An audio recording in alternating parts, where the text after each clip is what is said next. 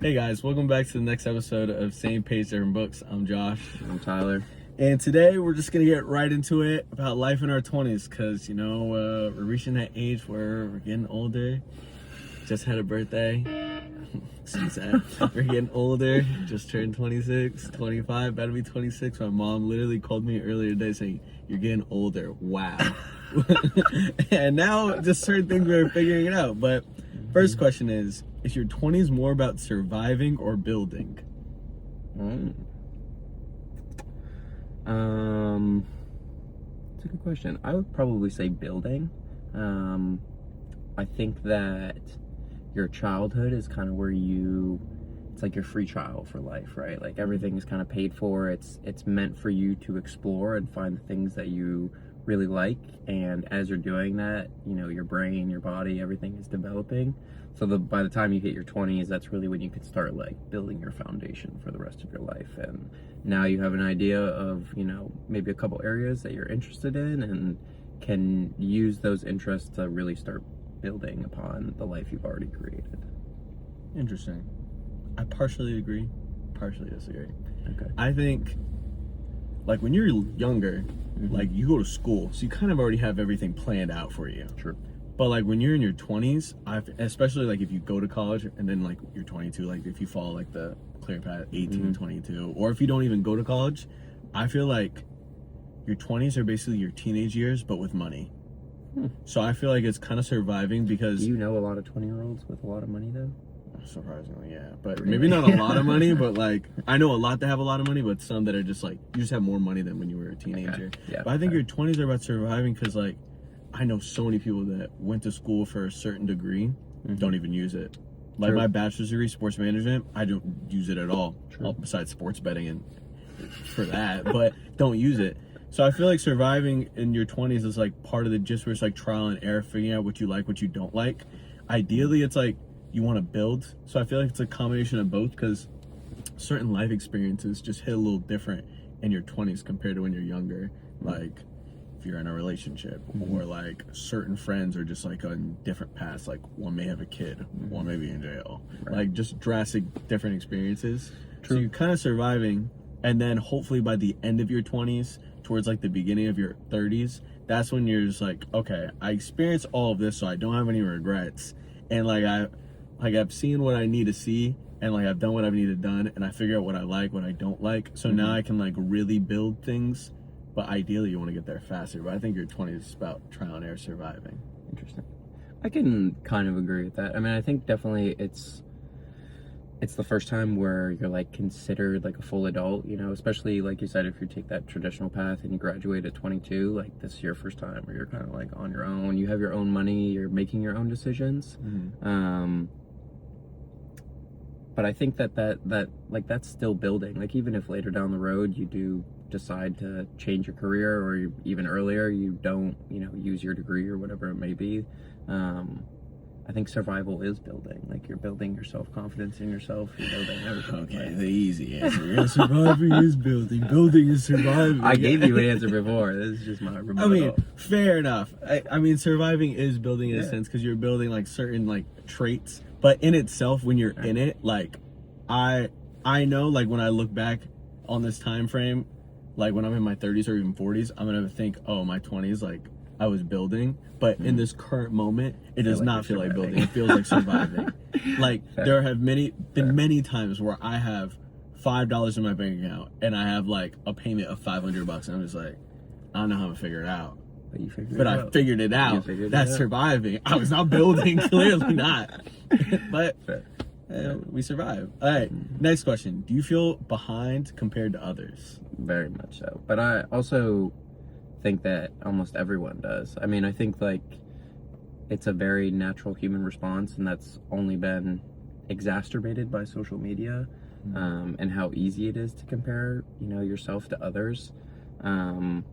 I think though, like you said, like, I mean, I don't know about you, but I know people who had a kid when they were like still in their young teens, and I know people who have remained single their entire life. So like, as much as it's very easy to fall into the trap of comparing yourself to others, and I definitely struggle with that, I think it's so hard to tell like if you're actually ahead or behind any one person. Like, someone will be making a lot more money than you, but they might hate their job, hate their life, don't feel like they have any fulfillment in their relationships, and you might have all those things, but you're just looking at that one thing. You're just extracting the negatives to put those on yourself. So, to give you a short answer, yes, I do feel a little behind, but probably a little unjustified.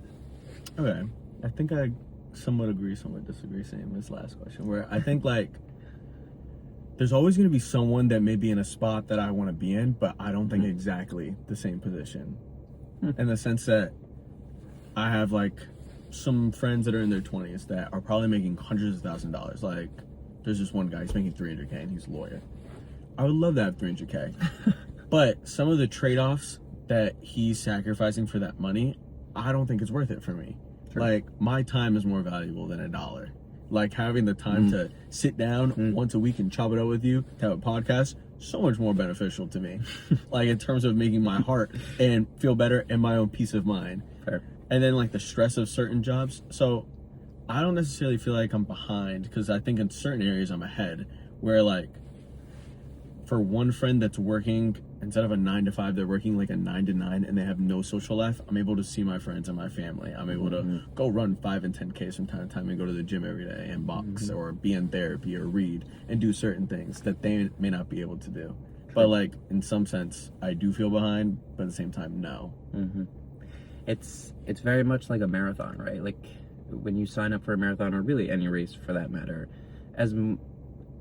as much as there are other people around you also running, like, you're running your own race. There is no ahead or behind of anybody, because it's only about you and what you're going to finish and what you're going to accomplish. I mean, yeah, but I like being in You like first. beating I want to be in first. So, like, in my head, I'm just like, yeah, it's a marathon. Bad we're taking analogy for your I mean, competitive that was for bad yourself. analogy, but I'm like, we're, like, running the same race, and you may be ahead right now in one area, but best believe I will catch you and surpass you. When I look back, you won't be there, because I will be that far ahead. But that's neither here nor there. Everything takes time. And I don't think anybody's necessarily behind. They're just moving at their own pace, so you are right. Fair.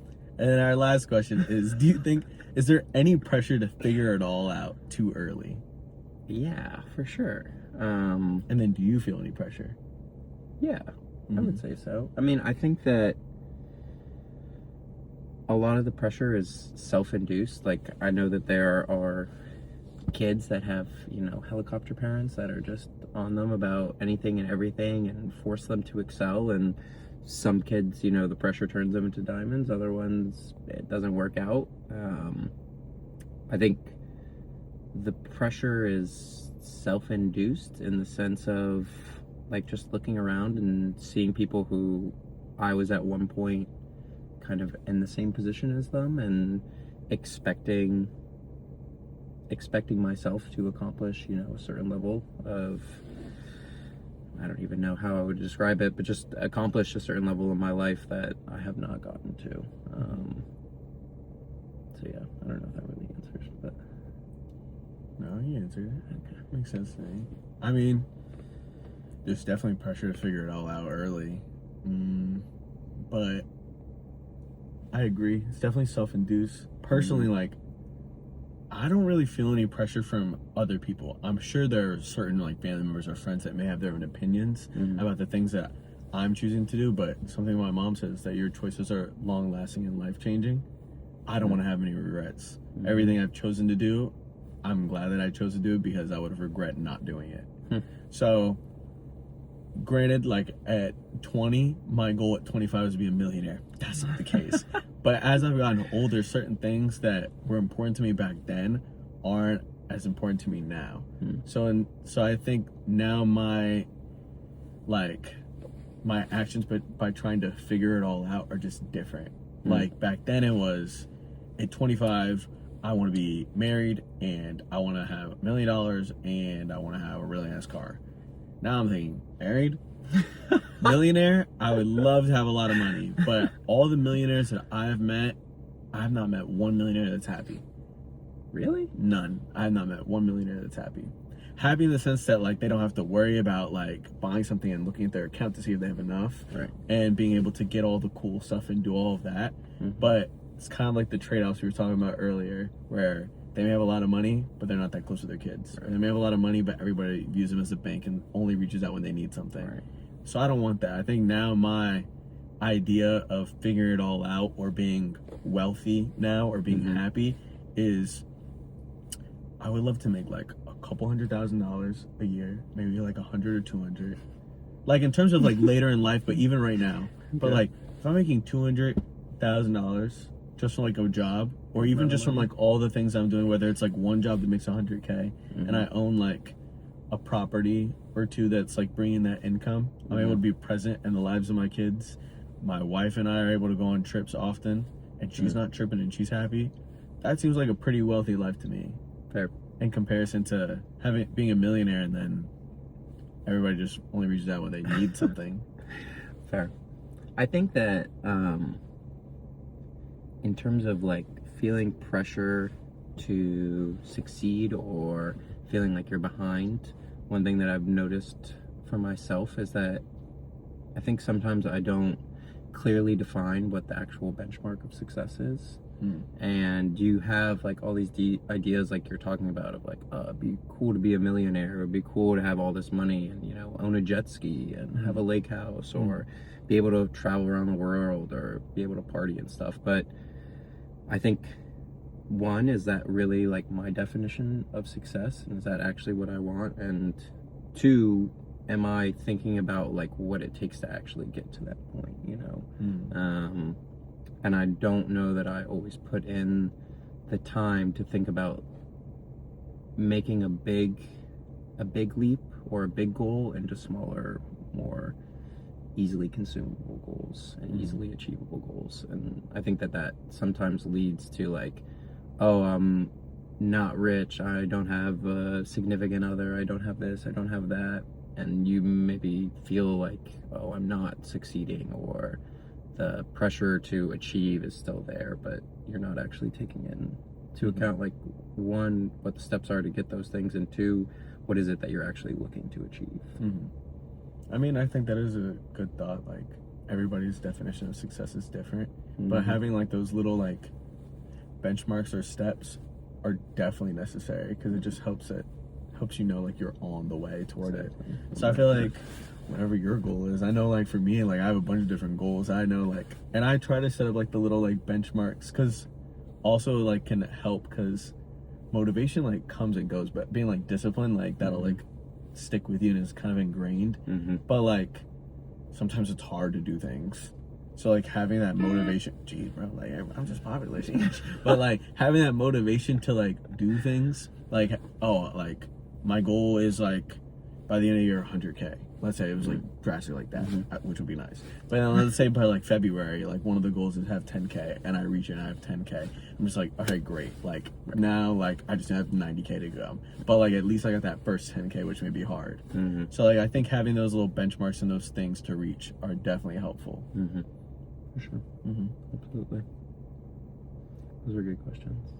Great thoughts. I feel a little called out by those questions. No, I'm called out too. Like I gotta figure myself out too. I got bread to chase, things to handle. I feel like most people in their 20s though feel this way. At least, well, I don't know. I won't speak for everybody, but I feel like for our generation and the people that I know, that I'm close with, there is a certain sense of feeling behind and feeling the pressure to achieve. I mean, I definitely feel that, and it is sucky, but it's all about those trade-offs. Like, I love having my time to do whatever, and I love the fact that don't know how, I just figure it out, that I'm able to like make enough or finance enough to like go on like mini adventures, whether that's like out of the state, out of the country, or even just in our state doing something.